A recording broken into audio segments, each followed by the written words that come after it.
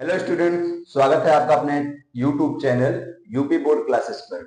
इसके पहले हम एक क्लास कर चुके हैं, वो था राजीव प्रकाशन की एनसीईआरटी की मैथ। आपको पता होगा कि क्लास 9 10th की एनसीईआरटी की जो बुक है उसको राजीव प्रकाशन छापता है।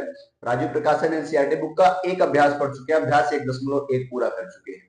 आज हम लोग पढ़ेंगे अभ्यास 1.2। तो चलिए शुरू करते हैं। अभ्यास 1.2 का पहला सवाल है, सिद्ध कीजिए कि करड़ी में 5 एक अपरिमेय संख्या है। सिद्ध करना है कि करड़ी में 5 एक अपरिमेय संख्या है। परिमेय और अपरिमेय क्या होता है आप वैसे तो क्लास 9 से या उसके पहले भी पढ़ चुके हैं, फिर भी परिमेय संख्या उसे कहते हैं जैसे कोई संख्या p/q के रूप में हो। p/q का मतलब होता है बटे के रूप में होना, जैसे 3/4 हुआ, 5/7 हुआ, ये सब परिमेय संख्या है।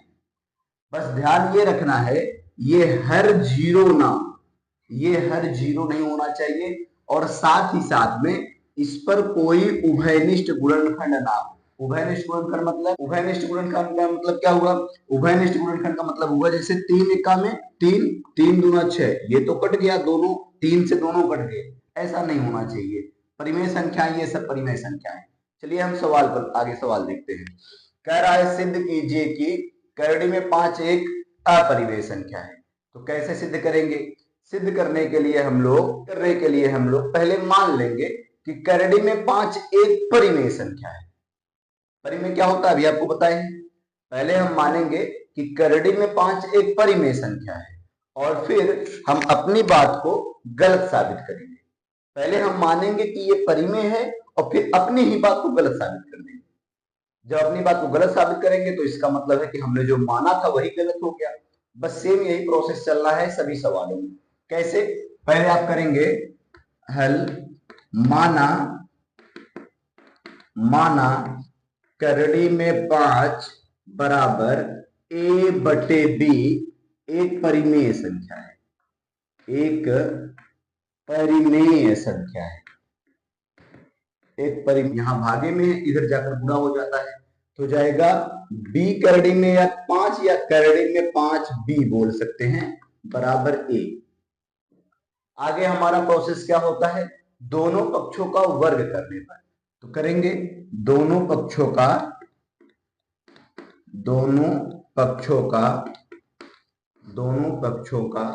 वर्ग करने पर। और ध्यान रहे, यहां पर जो a/b आप माने हैं ना, उसमें कुछ भी कॉमन नहीं होना चाहिए। a तथा b में, a और b में कुछ भी कॉमन, कुछ भी उभयनिष्ठ ना हो, उभयनिष्ठ ना हो। अर्थात अभी हम आपको बताए थे, जब परिमेय संख्या बताए थे शुरू में, तो उनमें कुछ उभयनिष्ठ ना हो, मतलब कोई ऐसी संख्या ना हो जो इन दोनों को काट दे। कोई भी ऐसी संख्या ना हो जो दोनों को एक साथ काट दे। ये दोनों उभयनिष्ठ, मतलब इनमें कुछ भी उभयनिष्ठ नहीं होना चाहिए। चलिए दोनों पक्षों का वर्ग करने पर करते हैं। करड़ी में 5b का इसका वर्ग कर दिए और बराबर a का वर्ग कर दिए, दोनों का वर्ग कर दिए। अब करड़ी ये वर्ग जो स्क्वायर लगा हुआ है, घात 2 जो लगा हुआ है, ये दोनों के लिए है। करड़ी में 5 के लिए भी है और b के लिए भी है, और जब दोनों के लिए है तो दोनों पे करना पड़ेगा। करड़ी में 5 का स्क्वायर करने पर क्या आता है, इधर देखिए। करड़ी में 5 का स्क्वायर का मतलब होता है करड़ी में 5 और गुणे करड़ी में 5, और इसका जो उत्तर आता है वो कितना आता है? 5 आता है। तो यहां हो जाएगा 5 b का स्क्वायर, क्योंकि b पे b स्क्वायर है, तो 5b स्क्वायर हो गया और बराबर हो गया a स्क्वायर। 5b स्क्वायर बराबर हो गया a स्क्वायर। तो अच्छा, इससे क्या पता चलता है? सुनिए ध्यान से देखिए क्या पता चलता है इससे। यदि 5 को हम उस पक्ष में भेज दें, यदि 5 को बाएं पक्ष में भेज दें, सॉरी दाहिने पक्ष में भेज दें, तो क्या हो जाएगा? यानी कि हो जाएगा b स्क्वायर बराबर a स्क्वायर बटे 5। इसका अर्थ क्या हुआ? इसका अर्थ हुआ अगर a स्क्वायर में 5 से हम भाग कर दें तो कट जाएगा और उत्तर b स्क्वायर आएगा। तो इसको देखकर लगता है, अतः हम कह सकते हैं, अतः a स्क्वायर 5 से विभाज्य है। a स्क्वायर 5 से विभाज्य है। आप चाहो तो इसको समीकरण नंबर 1 मान के भी छोड़े रखो, काम आएगा भी।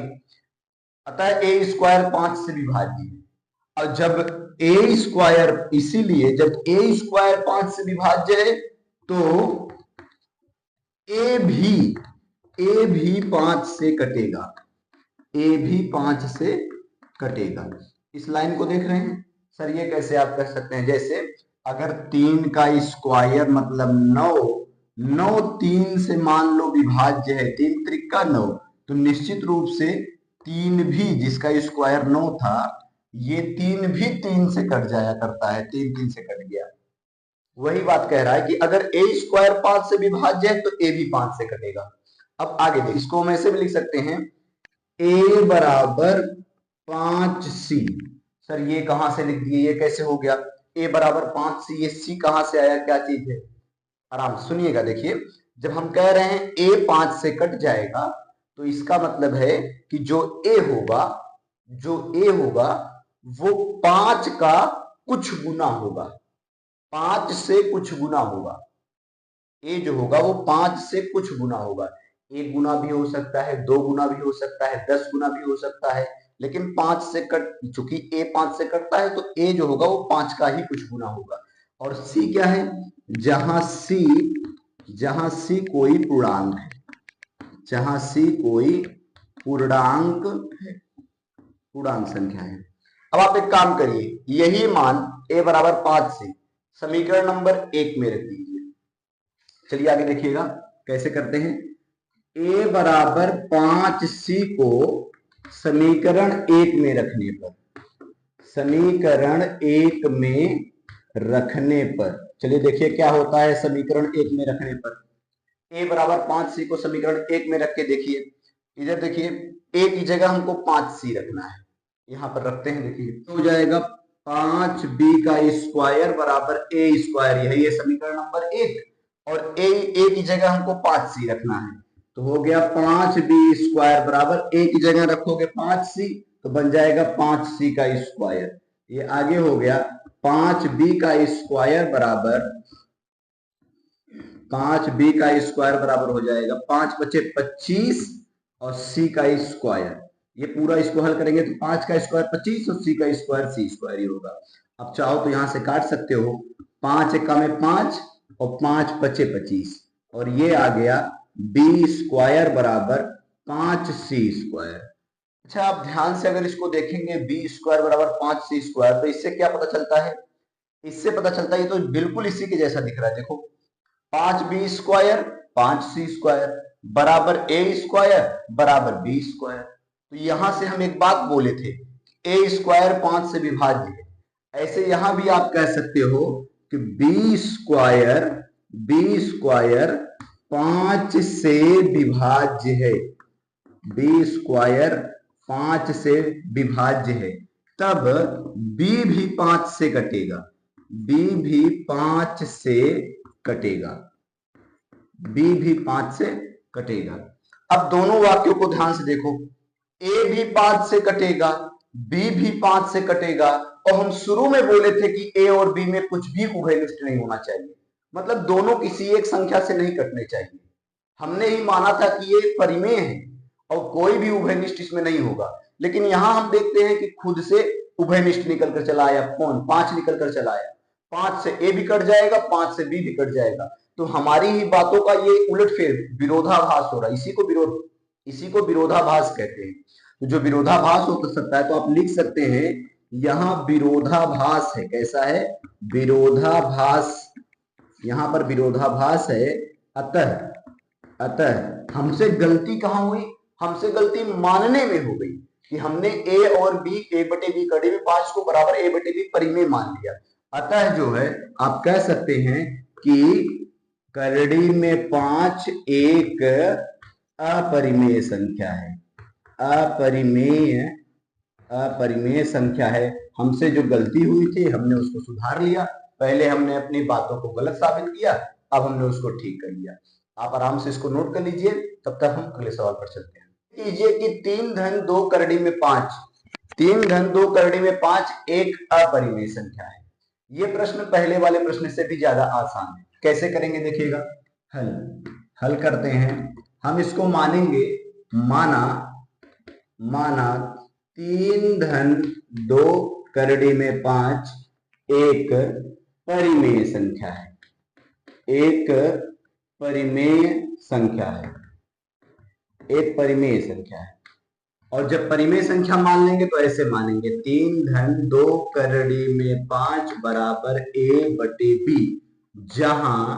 जहां b बराबर 0 नहीं होना चाहिए, हर में बिल्कुल 0 ना हो तभी संख्याएं परिमेय होंगी, और जहां b 0 नहीं होना चाहिए और साथ ही साथ में a तथा b में कुछ भी कॉमन ना हो, a तथा b में कुछ कॉमन ना हो, कुछ उभयनिष्ठ ना हो। कॉमन का मतलब उभयनिष्ठ होता है, कुछ भी उभयनिष्ठ ना हो। चलिए आगे देखते हैं। यहां से हम पहले एक काम करते हैं, करड़ी में 5 का मान निकालते हैं। आगे हल करते हैं। करड़ी में 5 का मान निकालने के लिए पहले हमको 3 को उस पक्ष में भेजना पड़ेगा, दाहिने पक्ष में। तो 2 करड़ी में 5 बराबर a बटे b, 3 यहाँ प्लस में है तो उस तरफ जाकर हो गया माइनस में।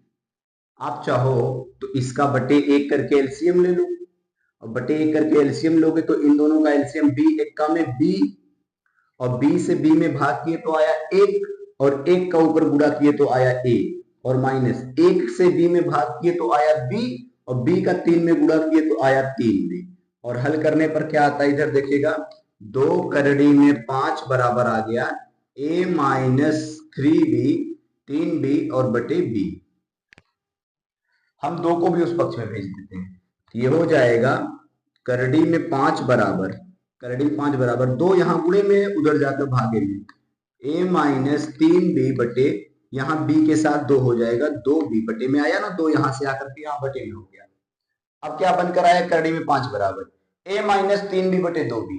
देख रहे हैं, जब a बटे b कोई परिमेय संख्या होती है ना, तो ये भी एक परिमेय संख्या होगी। सर कैसे कह सकते हैं आप ये बात कि अगर a बटे b परिमेय है तो ये भी परिमेय होगी? चलिए एक सेकंड करके देखते हैं, ठीक है।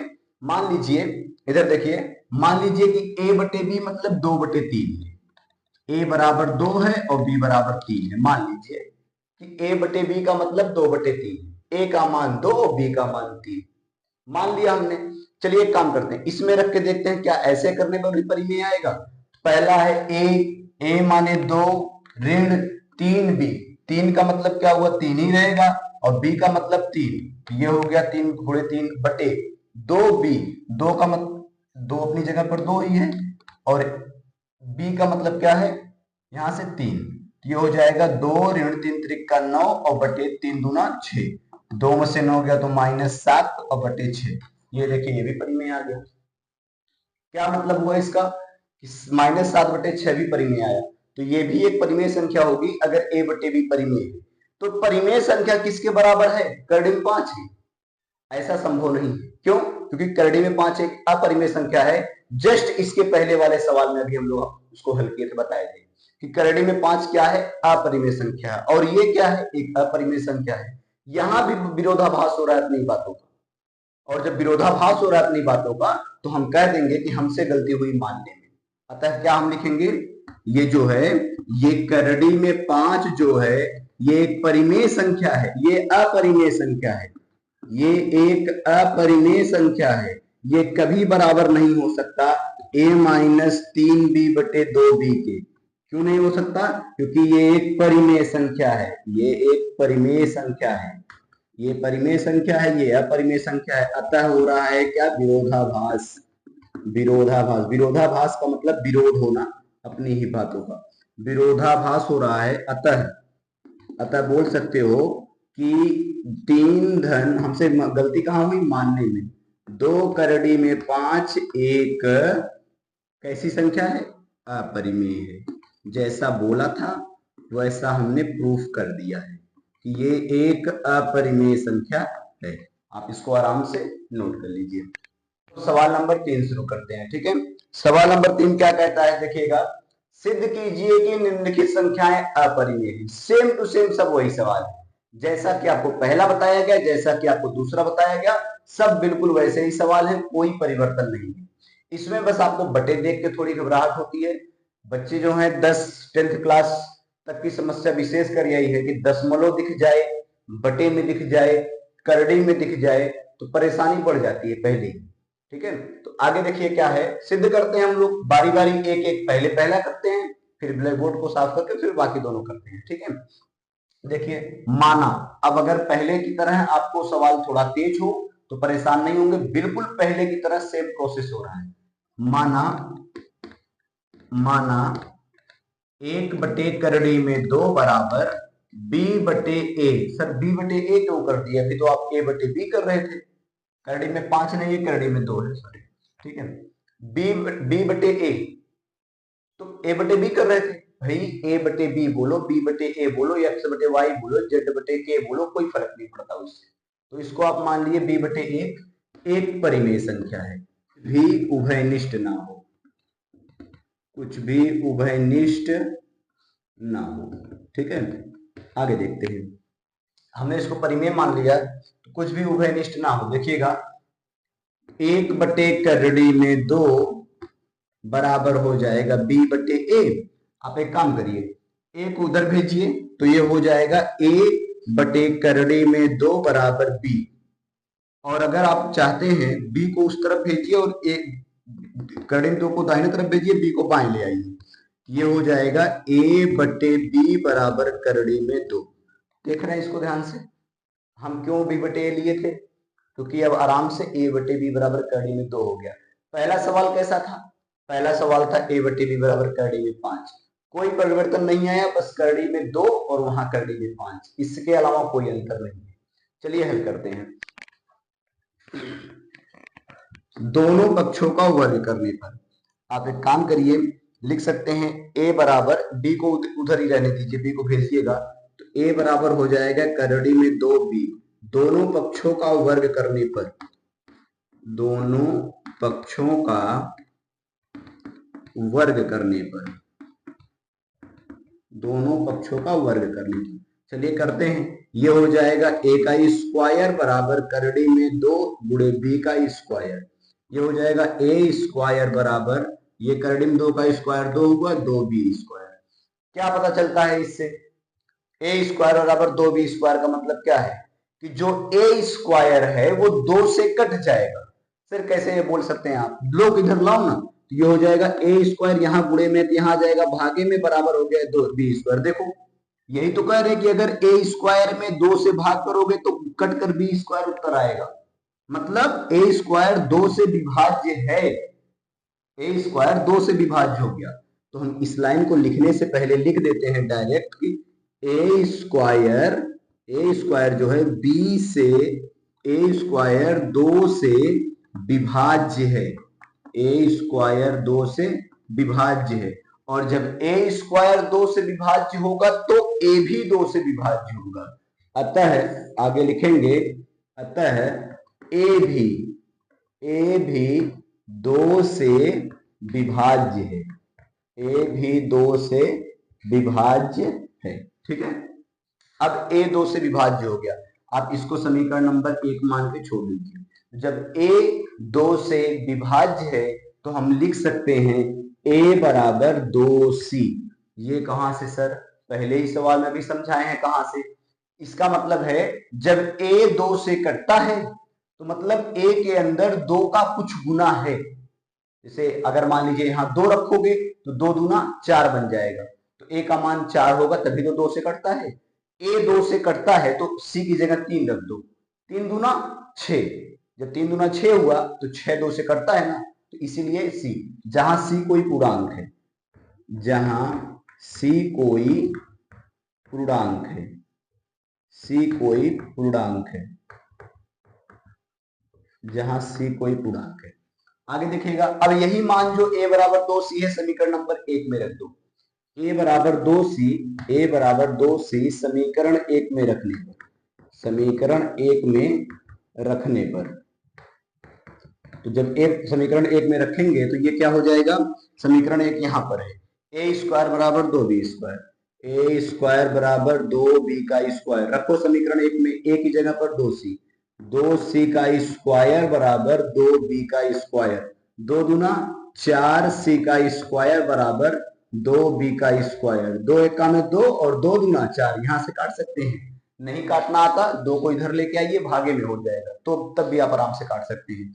ये हो गया 2c स्क्वायर बराबर b स्क्वायर। इसको देख के क्या लगता है, 2c स्क्वायर बराबर b स्क्वायर को देख के क्या लगता है, इसके जैसा देखो, a स्क्वायर बराबर 2b स्क्वायर, b स्क्वायर बराबर 2c square, same to same लग रहा है। इसका क्या अर्थ है, इसका अर्थ है कि जो b स्क्वायर है वो 2 से कटेगा।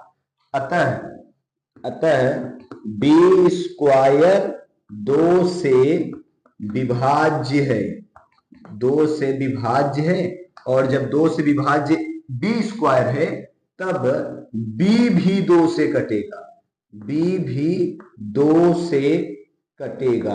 अच्छा, अब ध्यान से देखिए, यहां हम निकाल कर आते हैं कि a 2 से विभाज्य है, यहां निकालते हैं b 2 से विभाज्य है, मतलब a भी कट रहा है, b भी कट रहा है, किससे, 2 से। a भी कट रहा है 2 से और b भी कट रहा है 2 से। इसका अर्थ क्या हुआ, इसका अर्थ हुआ हमारे मानने में गलती हुई। हमने तो कहा था कि a और b में कुछ भी उभयनिष्ठ ना हो, लेकिन यहां तो निकल कर आता है कि a भी कट रहा है, b भी कट रहा है, तो हम कह सकते हैं कि हमसे मानने में गलती हुई है। अतः इसी को कहते हैं विरोधाभास। क्या कहते हैं, विरोधाभास। विरोधाभास है किस चीज का, अतः कह सकते हो कि 1/करड़े में 2 अपरिमेय है, अपरिमेय है। ये पार्ट ब्लैक बोर्ड का अगर मतलब ग्रीन बोर्ड का ना आता हो कैमरे में, तो आपको हम जो बोल रहे हैं उसी को नोट कर लेंगे कि जहां 1/करड़े में 2 एक अपरिमेय संख्या है। ठीक है, नोट कर लीजिएगा इसको। देखिए तीसरे का दूसरा सवाल, तीसरे का पहला हम इसके पहले किए, तीसरे का दूसरा है, कह रहा है सिद्ध कीजिए 7/करड़े में 5 एक अपरिमेय संख्या है। मानो चलो, माना 7/करड़े में 5 बराबर a/b एक परिमेय संख्या है, एक परिमेय संख्या है, एक परिमेय संख्या है। और जब ये परिमेय है तो चलो हम निकालते हैं करड़े में 5 का मान। ये हो जाएगा करड़े में 5 बराबर a/b, यहां था 7, यहां गुणे में था तो यहां आकर हो जाएगा भागे में, ये आ गया बटे में मतलब भागे में। इससे क्या पता चलता है, a/b को परिमेय माने तो b में 7 से और गुणा कर दोगे ना तो भी ये परिमेय ही रहेगा। ये संख्या है अपरिमेय, कैसे, पहले सवाल से, और ये संख्या है परिमेय। इसको भी बताया गया क्यों परिमेय होगा, अलग से करके बताए थे इधर कि कैसे ये परिमेय होगा। और एक अपरिमेय संख्या एक परिमेय संख्या के बराबर कभी नहीं हो सकती, तो ये लिख सकते हो कि यह बराबर नहीं है।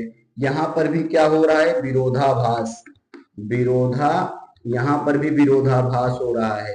अतः क्या चीज, जो हम माने वही गलती माने। क्या माने, a/7 में 5 एक परिमेय संख्या है, तो लिख देंगे 7 में 5 एक अपरिमेय संख्या है, एक अपरिमेय संख्या है।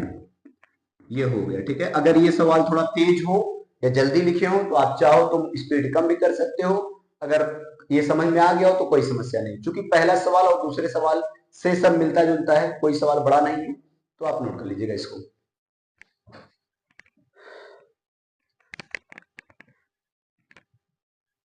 चलिए तीसरे सवाल का तीसरा सवाल, ठीक है, तीसरे का तीसरा। और ध्यान रखिएगा, जो राजीव प्रकाशन की नई किताब है, एनसीईआरटी की नई किताब है, उसमें इतने ही सवाल हैं जितने करवाए जा रहे हैं। यदि आपके पास पुरानी किताब होगी उसमें सवालों की संख्या अधिक है, या हो सकता है दूसरे सवाल। अगर ऐसी समस्या है तो आप क्या करेंगे, आप उस सवालों को कमेंट बॉक्स में लिख दीजिएगा, उन सवालों का जवाब हम एक अलग शॉर्ट वीडियो में दे देंगे, सभी सवालों का जवाब। चलिए इसको देखते हैं। ये हो जाएगा 6 धन करड़ी में 2, माना 6 धन करड़ी में 2 बराबर a/b परिमेय है, परिमेय संख्या है। अब परिमेय है तो आपको बताने की जरूरत नहीं है कि b बराबर 0 नहीं होना चाहिए, और a तथा b में कुछ कॉमन ना हो, कुछ कॉमन या उभयनिष्ठ, कुछ भी उभयनिष्ठ ना, ए तथा बी में कुछ भी उभयनिष्ठ ना हो, ठीक है।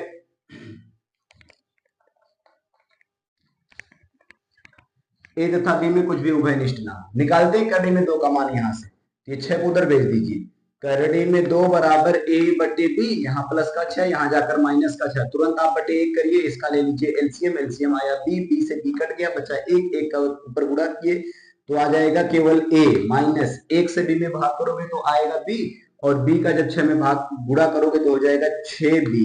आगे लिखेंगे हम करड़ी में 2 बराबर ए ऋण 6b और बटे में b। ये है एक अपरिमेय संख्या सवाल नंबर 2 से, मतलब तीसरे के पहले से, और ये है एक परिमेय संख्या। इसके पहले इसको मतलब सॉल्व किया गया था परिमेय क्यों होता है। आप ए का कुछ भी मान रखिए, बी का कुछ भी मान रखिए, कोई अगर परिमेय संख्या से निकालकर तो ये भी परिमेय ही आएगा। अतः हम कह सकते हैं करड़ी में 2 ये एक अपरिमेय संख्या है, ये बराबर नहीं हो सकती a माइनस 6b बटे b के, क्योंकि ये एक परिमेय है। ये कैसा है, ये है अपरिमेय, अपरिमेय है, और ये कैसा है, ये परिमेय है। जब ये अपरिमेय और ये परिमेय है तो बराबर कैसे होंगे, ठीक है। तो अतः हम कह सकते हैं हमसे गलती कहां हुई, मानने में। यहां पर भी हो रहा है विरोधाभास, क्या हो रहा है, विरोधाभास। यहां पर अपनी ही बात का विरोधाभास हो रहा है। सभी सवालों में हमने क्या किया, हमने सिर्फ पहले जो कहा था सिद्ध करने को उसका उल्टा मान लिया, ठीक है, उसका उल्टा मान लिया। और उसके बाद कैसे, बात क्या समझ रहे हो, जैसे आपको साबित करना है कि ये चोर है, ये एक चोर है, अगर आपको उसको साबित करना है तो पहले हम क्या करेंगे, नहीं नहीं ये चोर नहीं है, हमने खुद अपनी आंखों से इसको चोरी करते देखा है, लेकिन ये चोर नहीं है। देखिए अपनी ही बात का हम विरोध कर रहे हैं, पहले तो कह रहे हैं चोर नहीं है, फिर कह रहे हैं कि अपनी ही बात का विरोध करते हुए कि हमने इसको देखा है। तो इससे क्या पता चलता है कि ये चोर साबित हो गया, ठीक है। विरोधाभास यहां पर हो रहा है तो लिखेंगे अतः जो है कि 6 धन करड़ी में 2 एक अपरिमेय संख्या है, अपरिमेय संख्या है। चलिए ये आखिरी सवाल था अभ्यास 1.2 का। जिन बच्चों के पास नई बुक होगी उनमें इतने सवाल दिए गए हैं। राजीव प्रकाशन यानी एनसीईआरटी की किताब हिंदी मीडियम में राजीव प्रकाशन पब्लिश करता है। तो ये हो गया दूसरा अभ्यास 1.2 पूरा। अगला अभ्यास रहेगा 1.3 का। यदि आपको सवाल समझ में आते हो, वीडियो अच्छी लगती हो तो आप लाइक करेंगे, शेयर करेंगे और सब्सक्राइब कर लीजिएगा चैनल को, ताकि आपको भटकना ना पड़े दोबारा इस वीडियो के पास आने के लिए। Thank you.